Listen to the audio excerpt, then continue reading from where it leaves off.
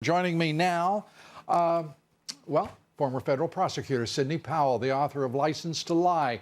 It's available, by the way, in stores online. Please buy it. And Chris Farrell, Director of Investigations for Judicial Watch. Go to judicialwatch. It's .org, isn't it? Yes, it is. I think you ought to go there, too. Good to see you both. Let's start, Sidney, with what is going on with Rosenstein. I'm really getting tired of him. I'm really tired of him. I'm tired of Bob Mueller. These are supposed to be high-powered attorneys of some kind.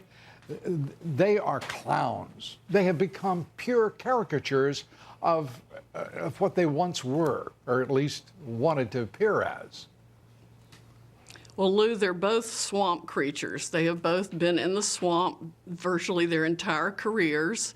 They've known each other for a long time. I think at one point Rosenstein was actually under Mueller in the Department of Justice. He was? I've got an article in the Daily Caller out today talking about how the jig is up for Mr. Mueller, not because he wouldn't like to drag it out as long as Mr. Trump is president, but because Mr. Trump holds all the cards now in a list of 10 documents that I've also tweeted at Sidney Powell, the #1, that we could have declassified with the wave of the president's hand, and that would give the public all the information they need to know the truth behind this whole Russia collusion, confusion narrative that blames President Trump for something that the Democrats It's a travesty created. against justice. It's just ignorance, and the legal profession. I got to be honest. I'm pretty sick of the legal profession. Chris, give us your best thoughts on what the president ought to do here. Well, of course, the declassification of documents that Sidney mentioned, Judicial Watch has provided a long list many months ago, as a matter of fact.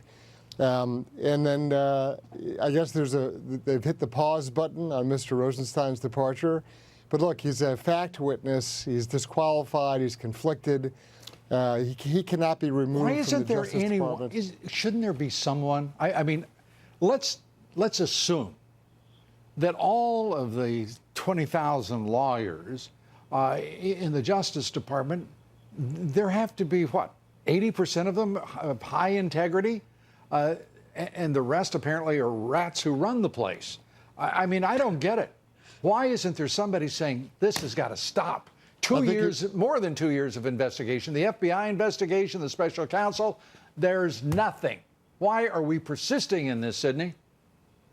Because the two people at the top of the Justice Department have been confirmed by the Senate and are allowing this to happen and party to it. I mean, as soon as Sessions recused himself, he just totally betrayed the trust of the president to handle the Department of Justice.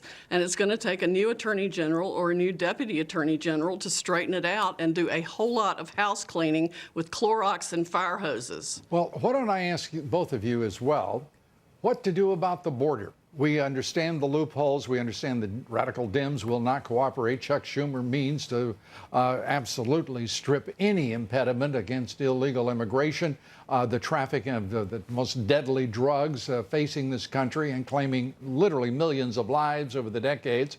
He means for that to stay open, and he means for those illegal immigrants to vote Democrat. What are we to do? I think there's a very... Go ahead, Chris, you started. Go ahead, Chris. Sure. The answer is a one-sentence order to the Department of Defense, and that one sentence is secure the southern border of the United States, period.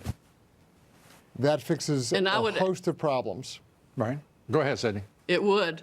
And I would add to that an executive order by the president under 8 United States Code 1182F that stops all immigration immediately, with the exception of peoples whose names are already on the list for lawful entry to be evaluated for that, and take the funding that is being given to countries who are sending their people here as the president and use that said. to build that to build the southern border wall immediately. That executive order could be entered tomorrow. It's consistent with the Supreme Court's decision in Hawaii versus Trump. It's consistent with the statute. Just stop it all. And that would put the pressure on Congress to come back from the recess and do its job to create the laws it needs to create. Very quickly, Chris, you get the last word. Well, you know, the president has an awful lot of authority in this regard. He needs to move against the border, securing it.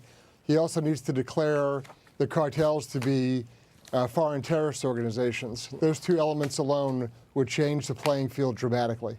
Sidney Powell, Chris Farrell, I think we're getting there. Thank you both. Appreciate it.